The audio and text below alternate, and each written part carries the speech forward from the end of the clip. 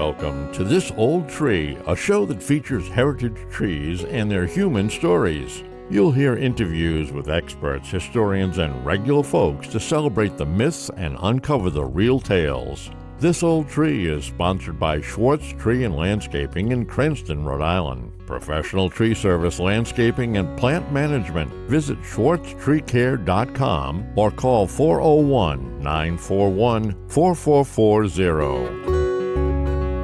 So Kelly, we're out here out at Landa Park under the Founder's Oak. Tell me, what do you feel? What do you see? What do you hear while we're standing underneath this big guy? Just a amazing oak tree, just a specimen, almost beyond words. It almost looks like an alien sea creature coming up out of the earth, spawned by the river with 4 humongous branches that rise up and create almost like a cathedral over our heads, and shaggy, thick bark. Just a tree that's so tough that it stands the endurance of time. The Founder's Oak of New Braunfels, Texas. That was an on-site description of it by Kelly Eby, the former urban forester of New Braunfels, along with Emily King, the city forester in nearby Austin. Emily is co-hosting today, as I've invited her to be the Texas correspondent for our show. There's so much to learn about this 300-year-old live oak, which has given shelter to a Spanish mission, a German prince who brought thousands of settlers, old Texas families that date back to the Alamo, and the Comanche Nation. Come along as Emily and I learn why this tree has been so important to so many different people for so long, especially now. I'm Doug Still, and this is This Old Tree. This old tree, standing here for more than 4 centuries. Wonder what you'd say if you could talk to me about what it's like to be this old tree.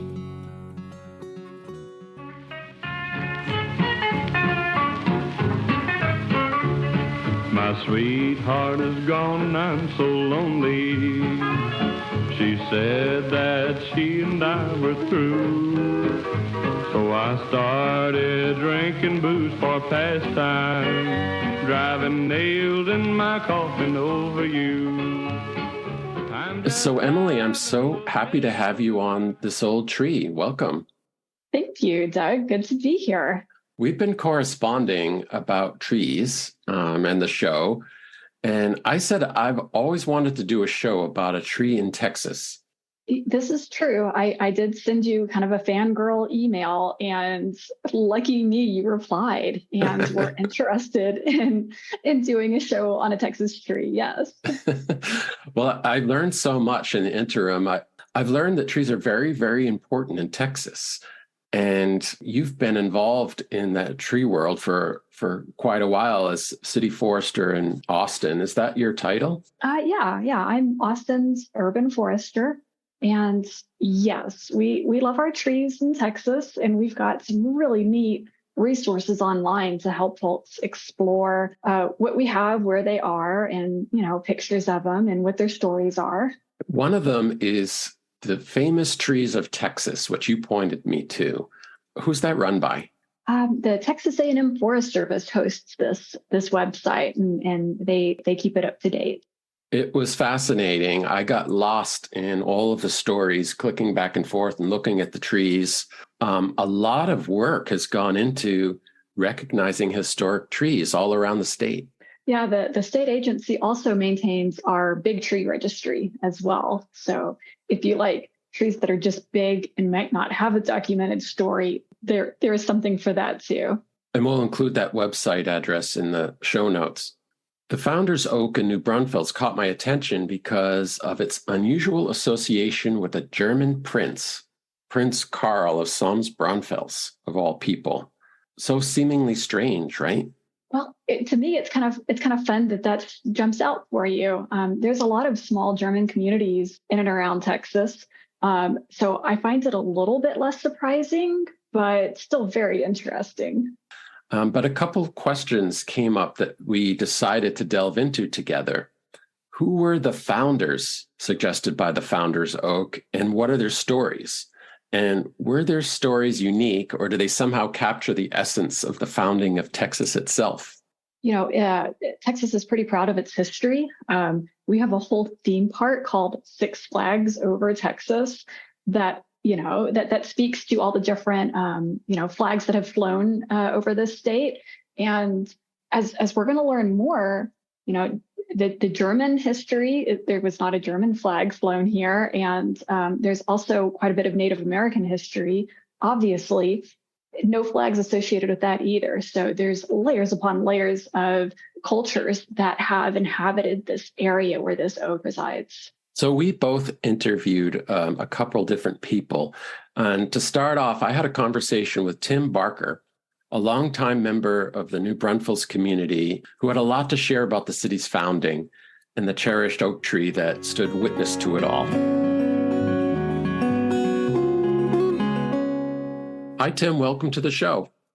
Thank you. Nice to meet you. Nice to meet you as well. I love your Texas shirt that you've got on. Hey, how about that for the flag of Texas, huh? I love it. Yeah, Texas are kind of proud. You were telling me that you live right across the street from Landa Park and the Founders Oak. Is that correct? Yes, we're so blessed. And I didn't realize that when I bought this property, I inherited that whole park, which means the responsibility for taking care of it. Yeah. We have a tremendous parks department, but there's always things that need to be done, and they need to be reminded about, the walls and the trimming and whatever, but they're wonderful people to work with. And we've been doing so. We've been here almost 33 years now.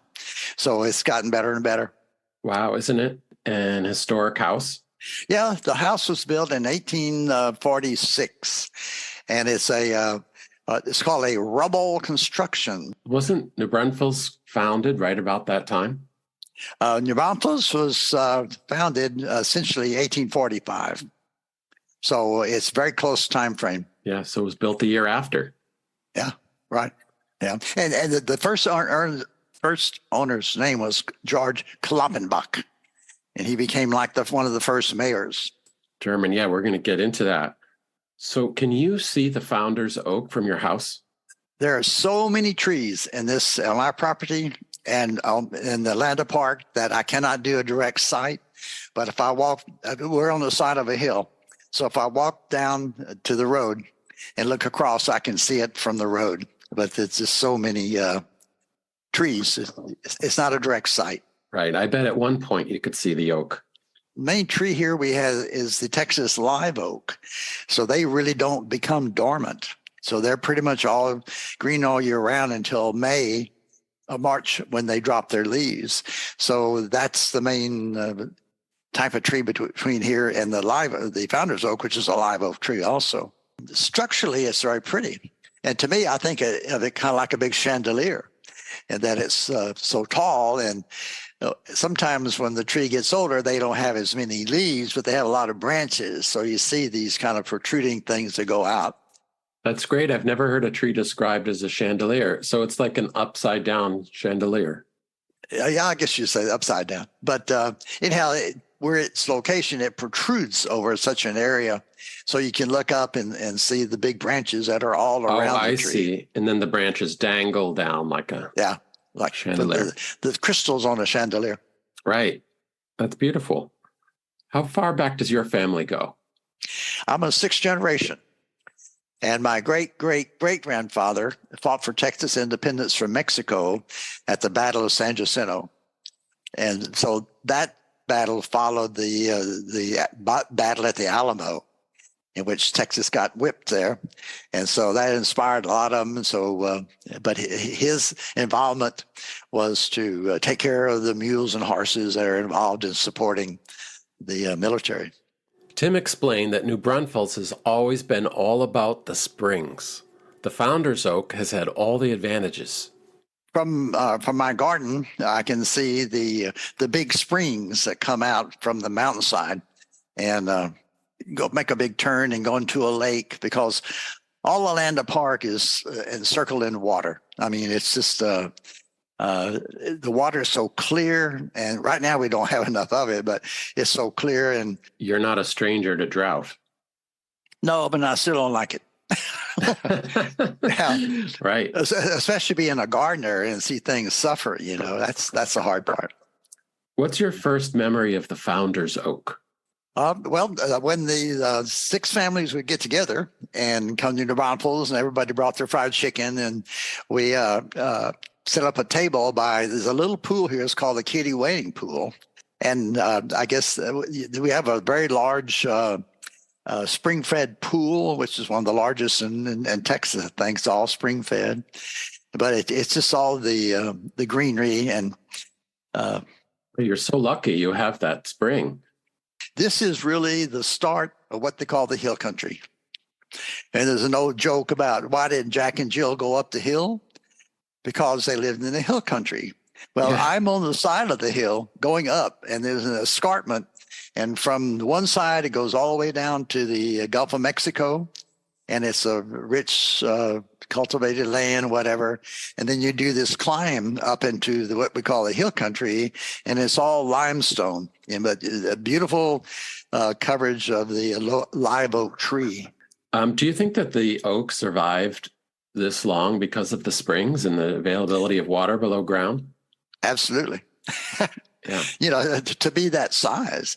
I have a huge oak in my yard too. But it's not as big as old as that one, but also have the native Texas pecan tree, which is almost as a big diameter. And that's because at that level, there's seepage from the springs, from the route of the springs that are able to come over and water, because unless pecan trees get water, they don't do anything. That's the tree of Texas, right? The state tree. You're right. So thanks very much for sending the recent book. It's called New Braunfels Historic Landa Park, Its Springs and Its People. So much appreciated for that. Could you tell me about the authors, who are Rosemary Gregory and Arlene Seals? Why did they write this book? Well, they are both locals, people who grew up here, best friends. I mean, you don't see one without the other. And but Rosemary has always been the one who wrote a book about different things. And I think that she felt there was something missing and not a complete history of Landa Park. So I think that she said it's time to do it. So being friends for Landa Park, board members, she tapped everybody. She knew everybody. She knew their dogs, their maiden name, and all kind of things. And she has a tremendous memory recall. She's about 90-ish, thereabouts early. She's in her early 90s right now. Yeah, right now. But she volunteered to do it, and not only did she have the desire to do it, but she knew all the people who had the money to help fund this. So we had to go to those folks to get the seed money for publishing the book. And she was very successful. So she's a local historian. She has a column, right? That's right. Every other week in the local newspaper called the Herald Zeitung. The book on historic Landa Park is a treasure, and Ms. Gregory and Ms. Seals should be proud of their achievement.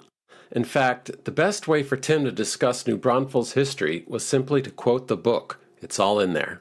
So we said that New Braunfels was settled in 1845 or became a town, but before that, it was a Spanish mission.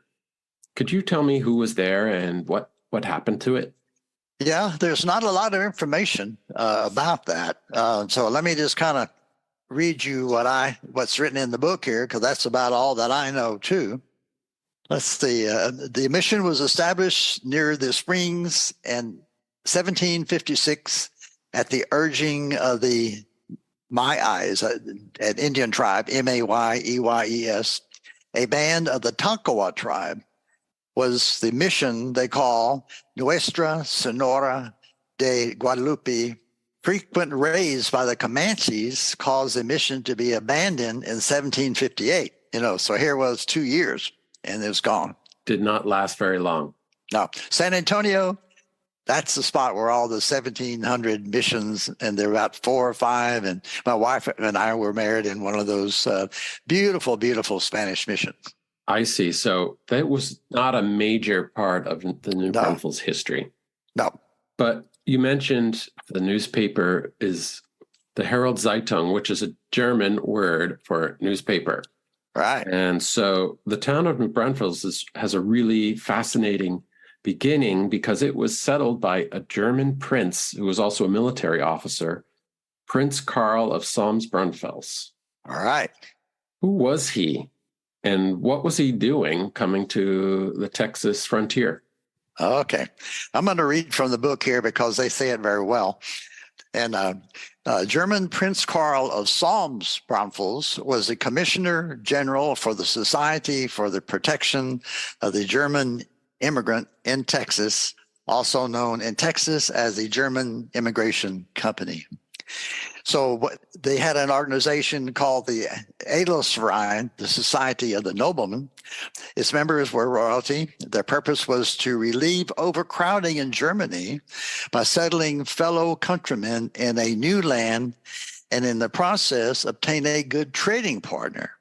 Their main interest was to make a profit from future business arrangements in the colonial establishment while establishing new homes for their fellow Germans.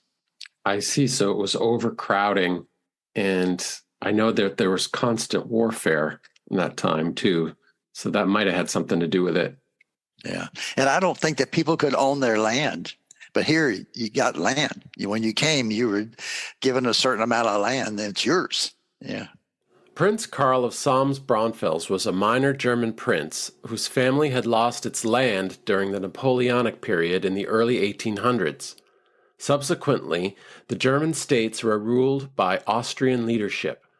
Karl was landless, so he became an officer in the Austrian military and later the cavalry of the Grand Duchy of Hesse. During his service, Prince Karl read books about Texas and was enraptured by the promise of open land and fertile country. He joined the Adelsverein, becoming its commissioner, which was a society established by German dukes to organize mass immigration to Texas. They thought this could be a new Germany. Texas at the time was selling land grants to encourage settlers.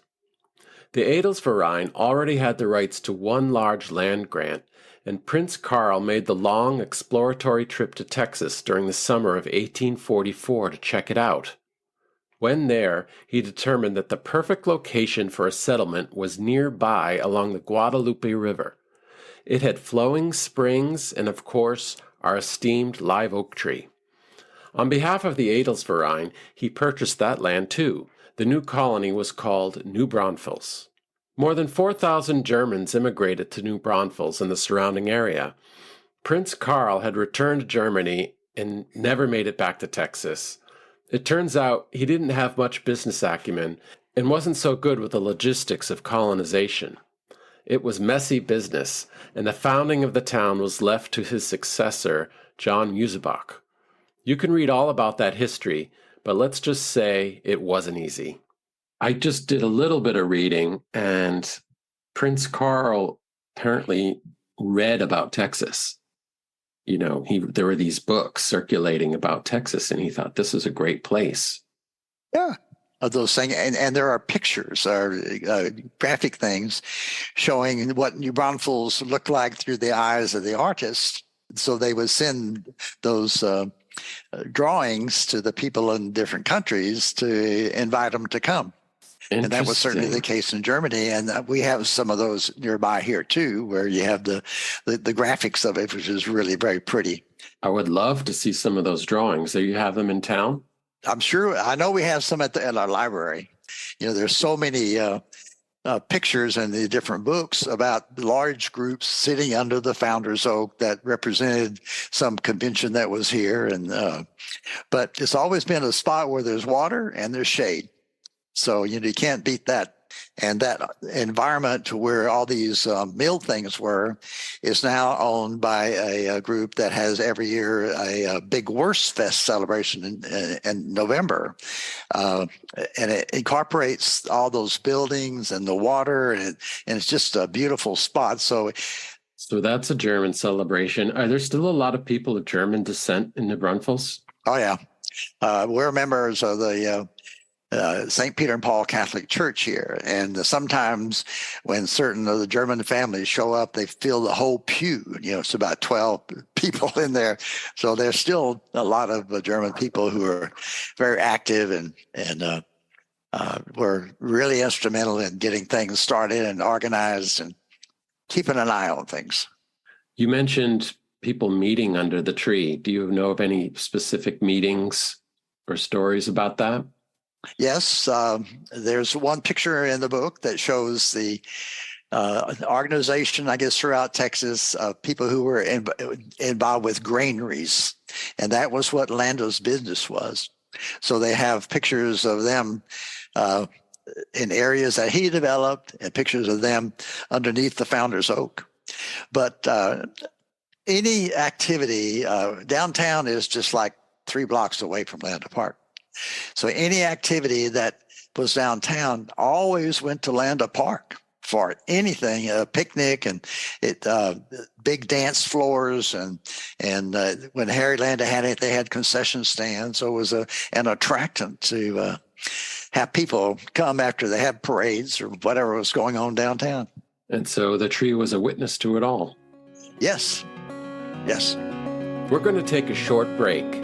When we come back, Emily speaks to Kelly Eby about how the Founder's Oak attained its official status as a famous tree of Texas and about some of the preservation efforts over time. But while its name relates to the founding of New Braunfels by European settlers, the tree is receiving new recognition that is long overdue.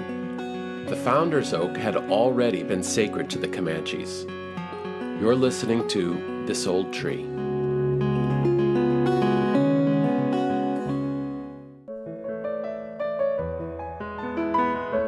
Hello, I'm Doug Still, the host of This Old Tree, and I'd like to talk to you about Schwartz Tree Care. I've known owner Dave Schwartz for nearly 2 decades, and he understands how important your trees are to you and your property. He has 52 years of experience in tree work, and the crews at Schwartz Tree Care are trained to the highest professional standards. Schwartz specializes in natural pruning, but they offer all manner of tree and shrub care, including pest management, fertilization, landscape design, and installation. Every property has its strengths and weaknesses, and with this in mind, Dave works with you to develop a viable management strategy. They make your property look like it has never been touched. Natural, gorgeous, and sustainable. Arrange for a free estimate by visiting schwartztreecare.com or call 401-941-4440. Schwartz Tree Care. Get the best for your property.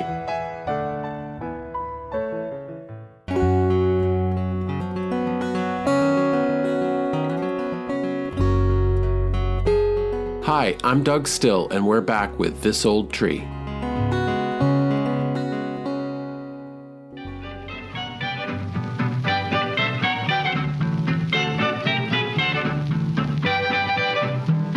Now, when I get up in the morning and I'm feeling mighty low, there's just one thing that'll pep me up, and I want you all to know.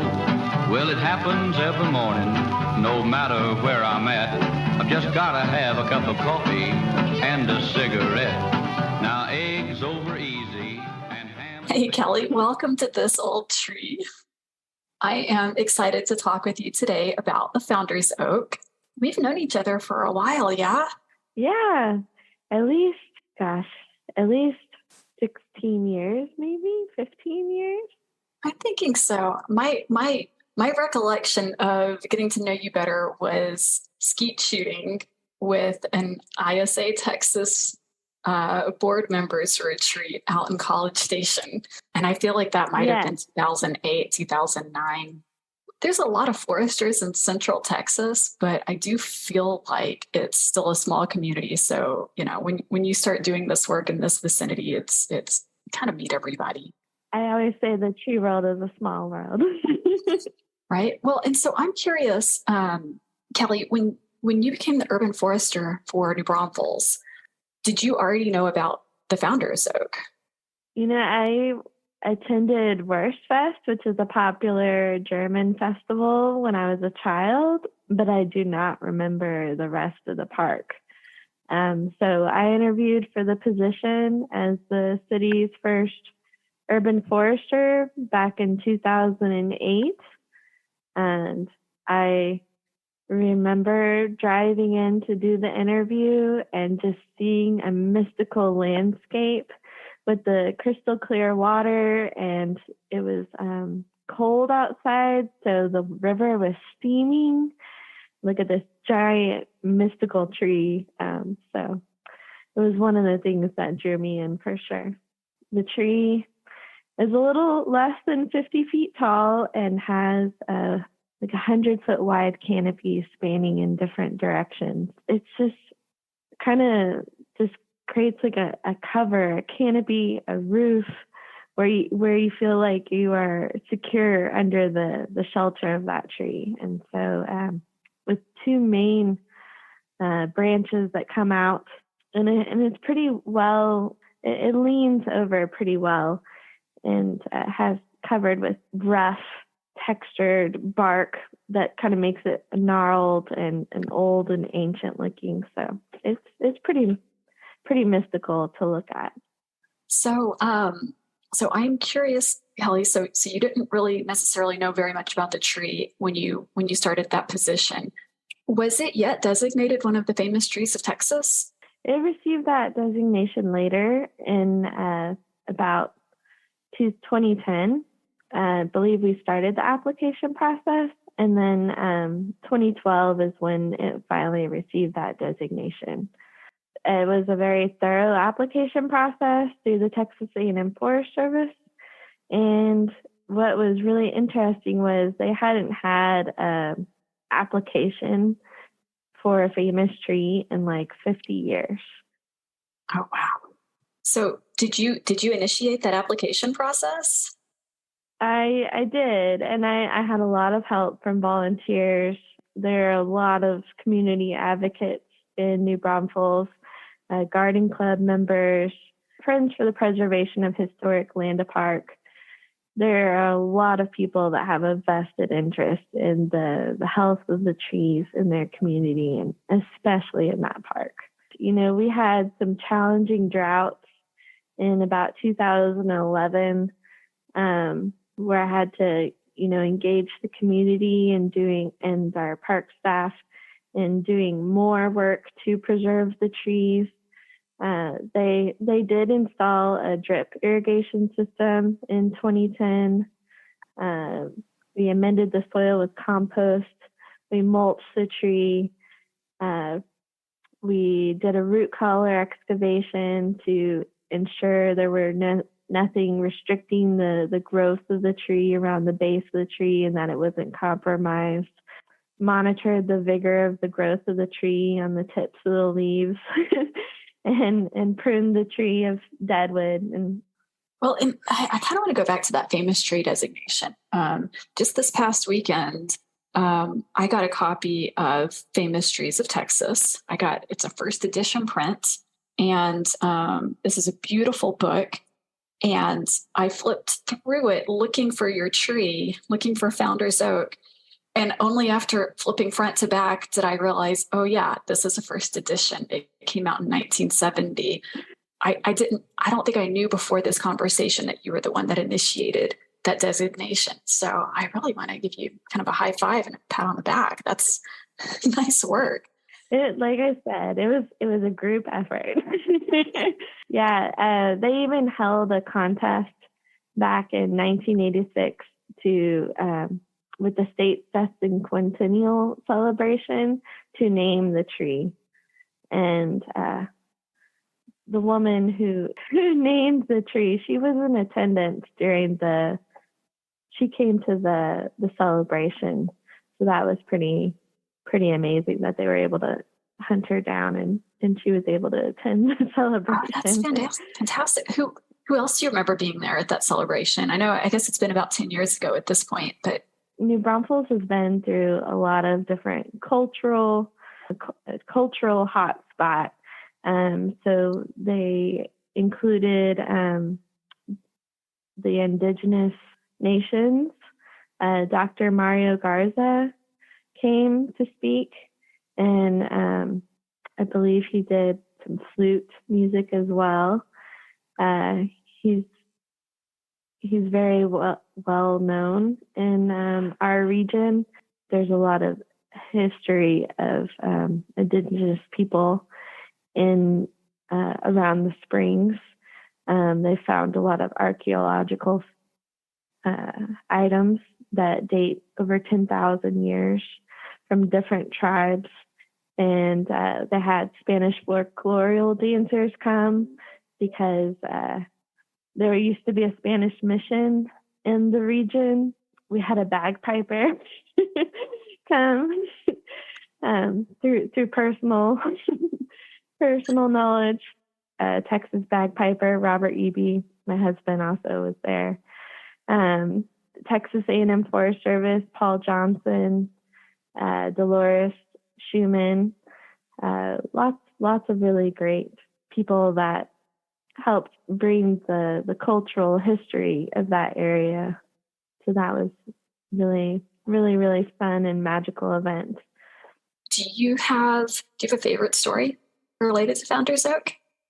I think one of the things I wanted to also mention is there's a photo in the parks office from over 100 years ago with German settlers picnicking under the tree. And it always struck a chord because, they're wearing so much clothing.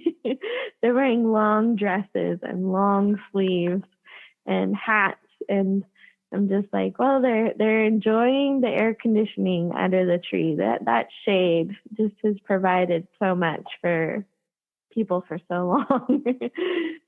But there have been other people that have cared and maintained the tree. We also had Jess Diven, who was a forester for New Braunfels, and currently now Josh King. I know that everyone is trying their best to keep it around for the future generations.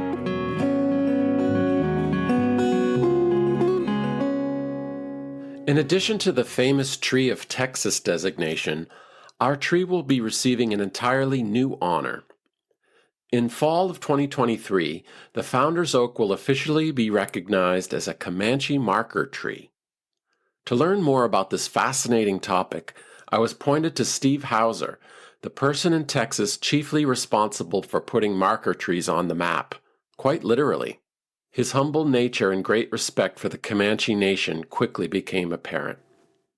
Well, I'm a certified arborist, consulting arborist, and tree climber for over 43 years in our area. I am also the chair for the Texas Historic Tree Coalition's Indian Marker Tree Committee. Great. So you're a tree climber too. I didn't know that. Oh yeah, most all of my life till I got older. I still climb, but not like I used to. Well, welcome to the show. Thank you for the opportunity. First of all, what's the Texas Historic Tree Coalition, and how did you become involved in it? Well, the Historic Tree Coalition is an all-volunteer nonprofit established in 1995, primarily to fight a battle over trees at a local hospital. Since that time, we fought many battles over the years. One of the things that's on our website is our handbook for tree advocacy that we encourage people to use if they're fighting their own battles in their own areas. But shortly after we established, we realized that we can't preserve trees that we fail to recognize are significant. And that's kind of the bottom line. We started to realize we've got to start recognizing all the significant trees we can find in the state. Right. You'll have a stronger argument in preservation if you say this is an historic tree. Right. And that's part of the purpose. So our mission is to find, research, recognize, preserve, and celebrate significant trees in the state of Texas. That's fantastic. How long have you been in existence? Since 1995. I wonder how many trees you've saved over that time. I don't know, but I can tell you it's been hundreds of battles in the area over trees and really around the states. It's interesting you phrased it in terms of battles. Have you, over time, found that the battles are becoming more, cooperative as your educational efforts have increased, or just over time? Oh, I think people are becoming more aware of the benefits of trees probably the last 5 or 10 years than they were previously. Secondly, we're always very reasonable and responsible in the approach that we take. So, we're not emotional out there chaining ourselves to trees and things like that. We're very reasonable, responsible, fact-based types of information that we gather. So we base our battles a lot of times on just the facts. In 2005, we convinced Dallas Mayor Laura Miller to establish an urban forest advisory committee in the city. So we've worked with the city on all kinds of different things since that time.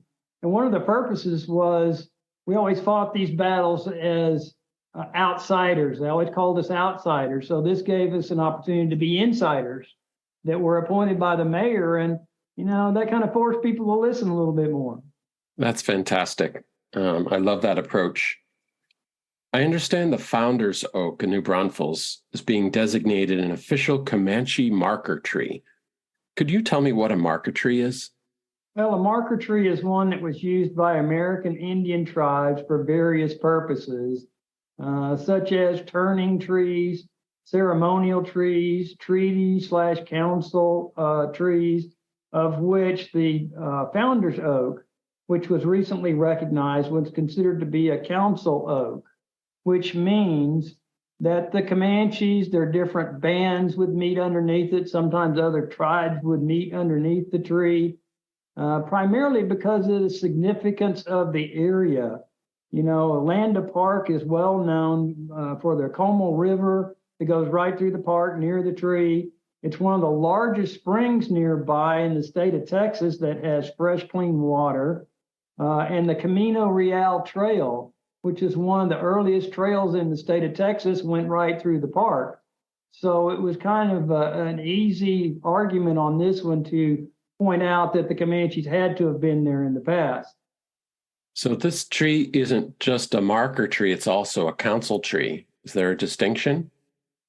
Well, it is a type. There are many different types of marker trees. And the council oak is just one of the different types of marker trees. So the Comanches don't really recognize a trail marker. They call them turning trees. So if you're going down a trail and you find one of these trees, it told you where to turn. And you got to remember, even today, if we tell somebody directions out in the wilderness, it will be go to that odd shaped tree and follow the direction that it's pointing. So, even if it was created by nature, doesn't mean it's not a marker tree. Many of the marker trees have been shaped over time, but that's not necessarily right. And that's the first thing that people think. A marker tree has to be bent. How we find them, the process is explained more in our book, Comanche Marker Trees of Texas, which was published about 2017, 2016, that gave us the opportunity to tell the Comanche story about these trees. Now, you co-authored that book, correct? That's correct. And the other author? The other author is Jimmy Arterberry, who is a tribal elder. He was the Tribal Historic Preservation Officer for over 20-something years. He was also the tribal administrator for the tribe for a few years, not too long ago. So he's pretty well known in the industry. The other author was Linda Pallon, who is a professor in anthropology as well. The process that we use to identify them, but it begins when somebody submits an application and photographs a lot of times through our website, which is txhtc.org. So they submit information, we review it. Some of them are ruled out pretty quickly because they're just not large enough or old enough. You have to understand that the Comanches haven't been in Texas for over 150 years. And it requires at least usually a 20-inch tree or more to qualify as being old enough. Where are they now? Up in Lawton, Oklahoma. All the tribe was moved up to Oklahoma over 150 years ago. So, 20 inches is kind of the bare minimum. That's the smallest that we found that was growing on solid rock. And we found it to be old enough due to ring dating. A lot of times we'll take off a dead limb. I don't want to be disrespectful of the elders and the tribe, and I don't want to core bore into these trees, because if they are true marker trees, the last thing I want to do is damage them or hurt them. So I take off dead limbs, read the growth rings to determine a growth rate, which gets me in the ballpark as to how old the tree may be. So if a tree has potential, we typically ask for more history on the site, more of the details if we can find them, and then we go out to visit the tree to collect more data and photographs. So the next step after that is to research the tree, the site, the area, to ensure the Comanches were likely to have been on the site, and to find the purpose of the tree. Sometimes it's a grove of trees that, what purpose did they serve? In other words, all marker trees had a purpose. The archaeologists that we work with have a lot of information that kind of helps us to qualify a tree. With the Founder's Oak, there's archaeological research on that site that goes back thousands of years, which helps us to prove that it was a very important site to tribes even before the Comanches were here. So who decides that a particular tree has met all of the criteria and yes, it's going to receive this specific designation? Well, that's one of the things, once we've researched everything on a site that we can find a potential for, the purpose for the tree or trees, we respectfully submit the information primarily to Jimmy Arterberry for consideration. So it's the tribe that ultimately decides. Right. I'm just a volunteer that works on the process, supplies the information. They're the authorities that recognize the tree. And, out of 800 trees now, and almost 30 years of working on it, I think we're up to about 15 or 16 trees. There's other tribes around the nation that seem to recognize their presence or the presence of marker trees. But to the best of my knowledge, the Comanche are the only tribe that officially recognize trees today or in the recent past, which makes them very unique from that perspective. Another reason that I'm so proud and honored to be able to work with them, as well as many other reasons. So Comanche marker trees are considered to be sacred to begin with. The Comanche have a great reverence for trees and for nature. The first time that I was really getting to know them, we were walking to the first tree that we ever recognized, and I was talking to James Yellowfish, one of the tribal elders, and I said something to him about, you guys seem to know a lot about nature. He took off his glasses, grabbed me by the shoulders, and pulled me up to where our faces were a few inches apart, and he said, "We are one with nature." And it raised goosebumps on my arms. It still does when I think about that day. And I think being one with nature is not something the public even thinks about today. Nature is something that's outside, we're inside. So being one with nature was, that one phrase that he gave to me really hooked me on this. And I thought, oh, this is something I've got to spend time on. That's powerful.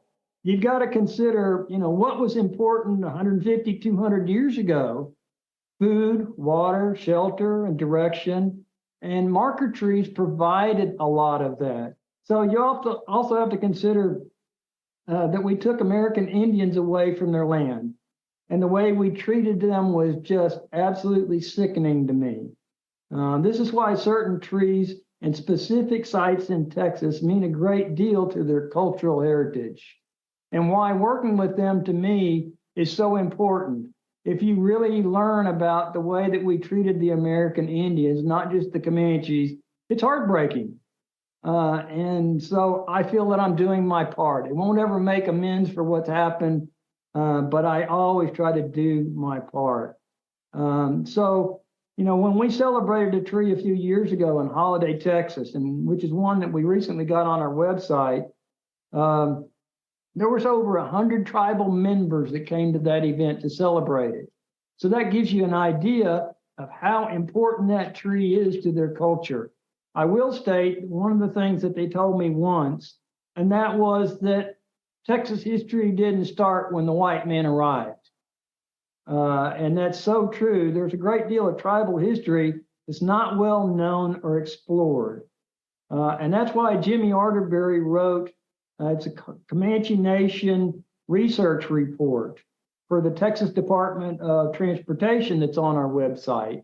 So if you really want to learn a lot about the Comanche history from somebody who really knows, you can go to our website and find that text.report. report. There are other tribes that we do work with. We've recognized historic trees, like down in Waco a number of years. We work with the Waco, Wichita, Keechee or Keechai, Tawakoni, and the Caddo Indians, which are all together in one office, actually up in Oklahoma, to recognize some of their trees. Now, they aren't really considered marker trees, but they are historic trees that have a play in their history in Texas as well.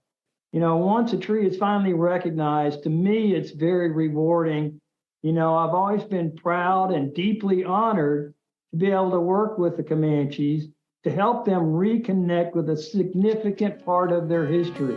That's basically what I do, and it's very rewarding to be able to actually have one that's recognized and it turns out.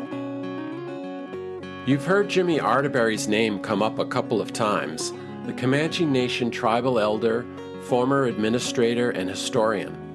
Well, Emily had the privilege of speaking with him, and we are very lucky to have him on This Old Tree to talk about the search for Comanche marker trees and the meaning behind it all. Coming up after the break.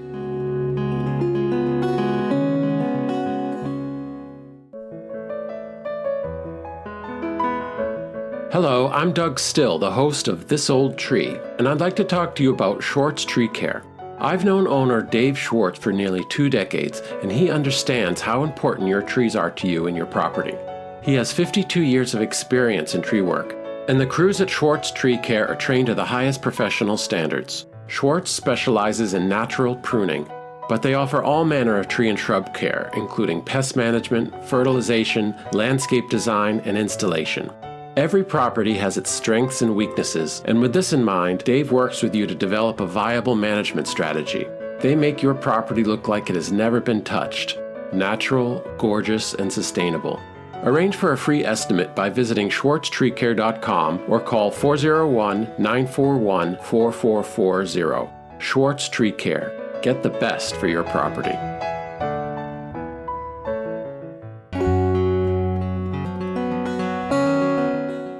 Hi, I'm Doug Still, and we're back with This Old Tree.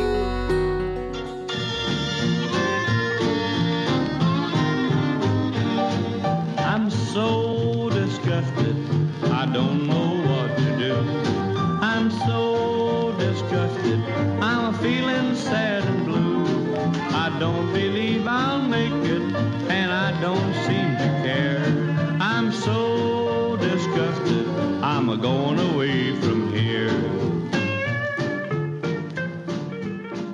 Jimmy, I feel honored to talk with you this afternoon. This is a treat. Thank you. Thank you for your time. Yeah, I'm excited. I'm excited to talk about the topic today. Yes. Well, it's a tree topic. We can't go wrong. It's a tree and culture topic. There's a host of different types of marker trees that indicate different things. And you described it as a taxonomy of marker trees. And I find that really, really interesting and would love to dig into that a little bit more.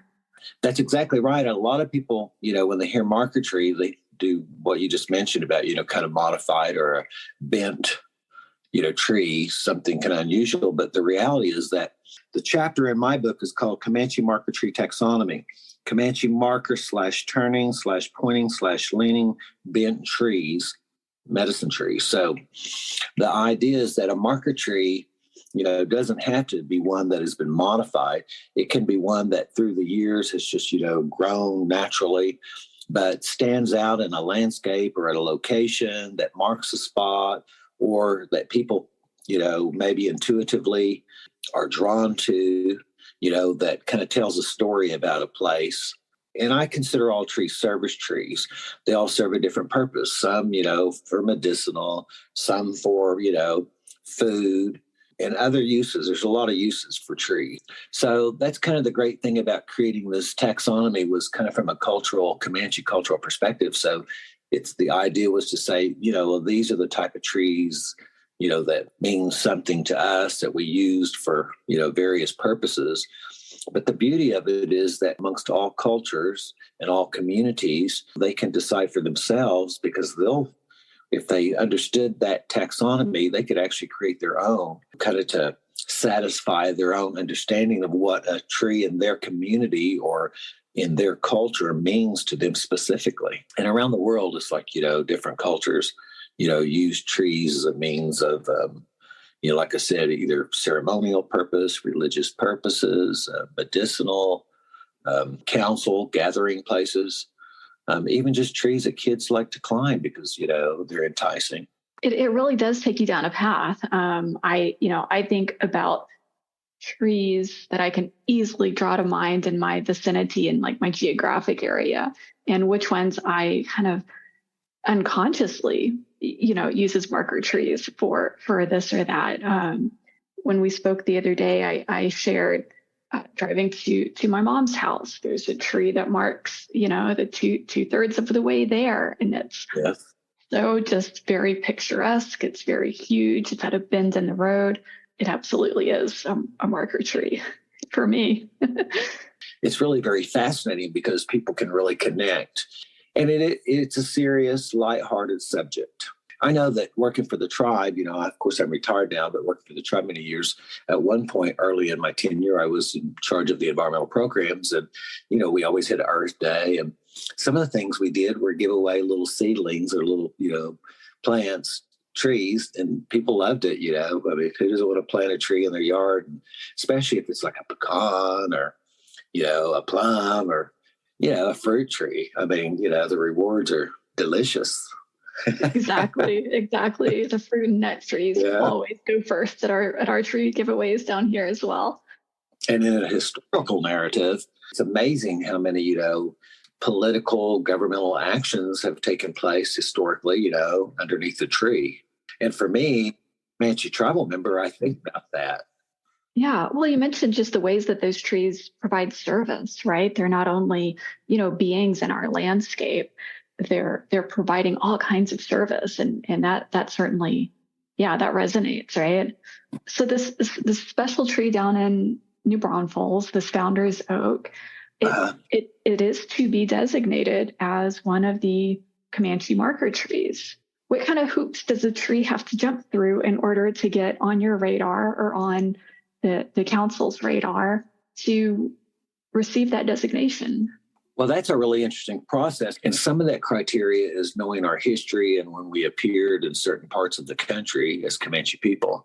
And so we look at it from a historical narrative. And so one of the kind of points in the evaluation is determining the age of the tree. And especially if it's been a modified tree, the question becomes, is it within this time frame to have been modified?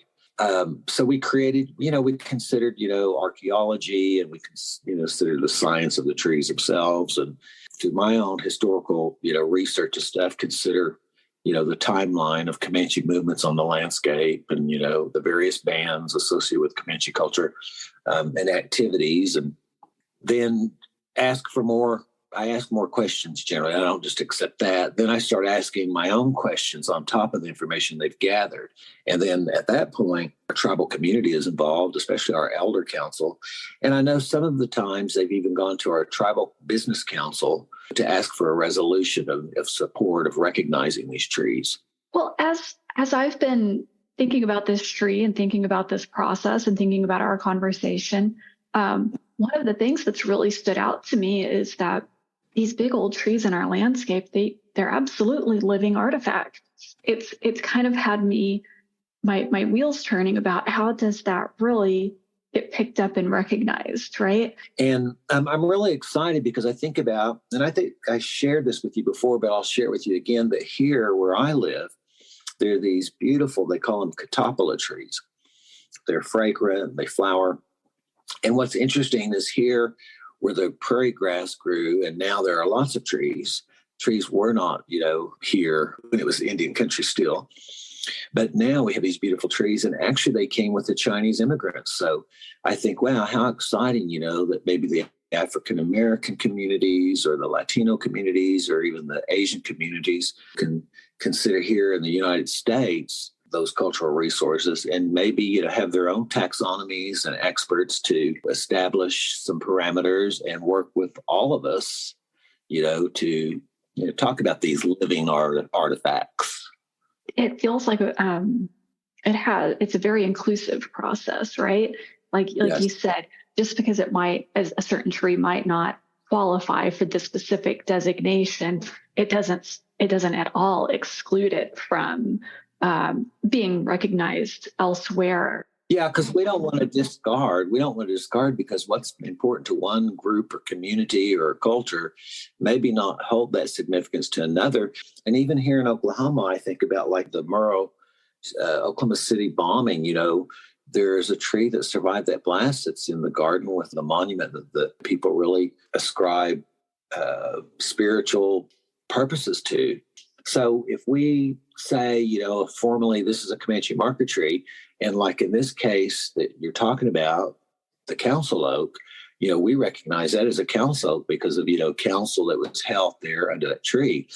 But it has a rich history of other communities, even the German community that have through the years utilized that tree for various activities, including your religious as well. If a tree has a designation like that, it's not like we have ownership. We're just saying that, we recognize it as being important to our culture. And the great thing is that, lots of cultures and communities can join in to celebrate our connection as people to a location and specifically a tree. Isn't that awesome? It's so inclusive. I love the idea that these trees and this tree, this founder's oak in particular, it's providing shade to all the cultures that have inhabited this area for hundreds of years. Yeah, and linguistically, we have, of course, there's a scientific name for these trees and stuff, but linguistically in different cultures, we have names for those trees as well. So in our book, we include some of the names in our native tongue as Comanches, which is a Numina, Uto-Aztecan language. So we've included the names in our own language of the type of trees and identified them as such. And but it's awesome to be able to recognize it in your native tongue. That makes me happy to hear it. Jimmy, this is great. I really appreciate you spending the time talking about the trees, about the designations, about your experience with them. I really appreciate you reaching out to me and just having this conversation. So thank you for having me, hosting me at any time.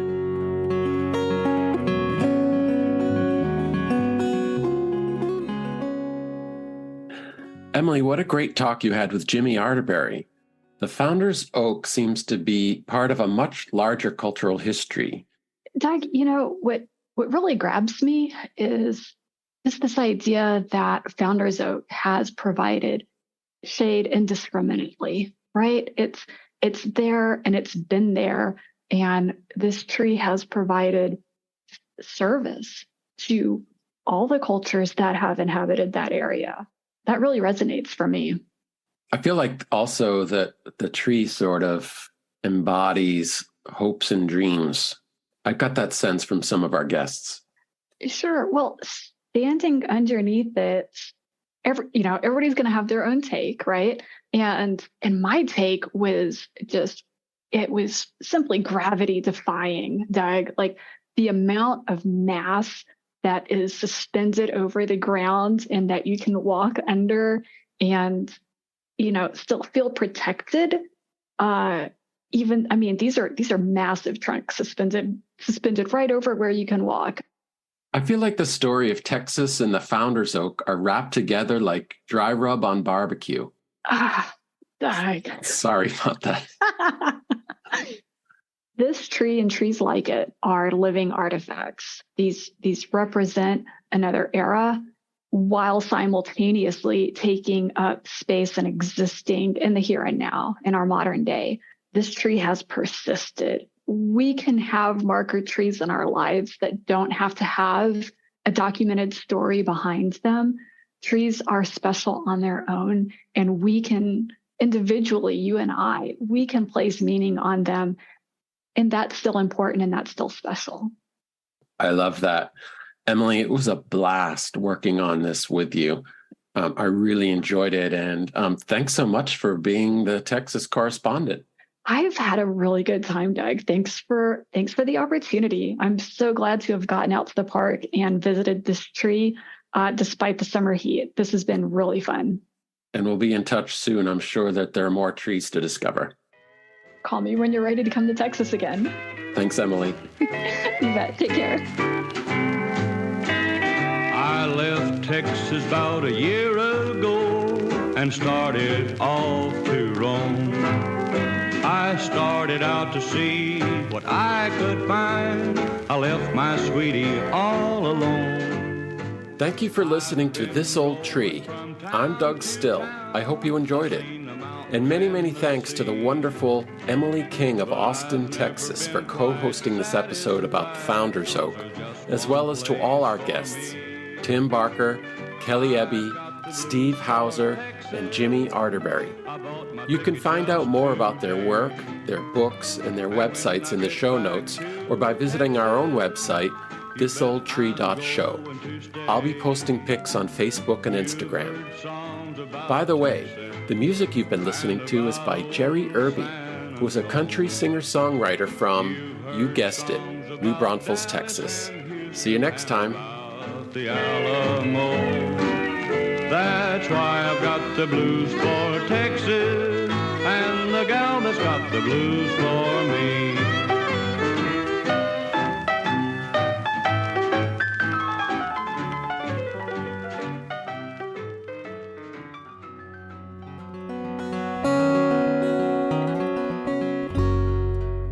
Thank you for listening to This Old Tree. This Old Tree is sponsored by Schwartz Tree and Landscaping in Cranston, Rhode Island. Professional tree service, landscaping, and plant management. Visit schwartztreecare.com or call 401-941-4440.